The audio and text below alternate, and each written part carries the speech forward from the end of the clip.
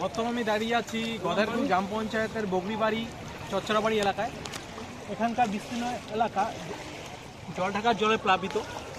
এখানে বাঁধ ভেঙে সমস্ত জল এখানে ঢুকেছে। এখানকার এলাকাবাসী সমস্ত তারা পার্শ্ববর্তী যে ক্যাম্প আছে ওই ক্যাম্পে সবাই তাদের গোদাবরী পশু থেকে শুরু করে নিত্য প্রয়োজনীয় জিনিস নিয়ে পৌঁছাচ্ছেন।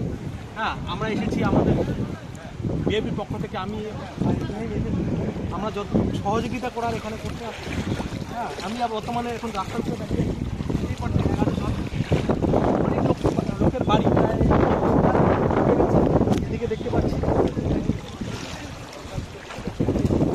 আপনারা অবশ্যই অযথা আতঙ্কিত হবেন না এবং আতঙ্ক ছড়াবেন না, এবং আপনারা যেভাবে পারেন এই বন্যা কবলিত এলাকার মানুষদের সহযোগিতা করবেন, এতটুকুই আশা রাখছি আপনাদের কাছে। দাদা, সামনে কতগুলো বাড়ি আছে আর ওইদিকে? এই গ্রামে তো আমার প্রচুর বাড়ি আছে। আমি এখানকার আমার এক ফ্রেন্ড আছে, ফোন করলাম।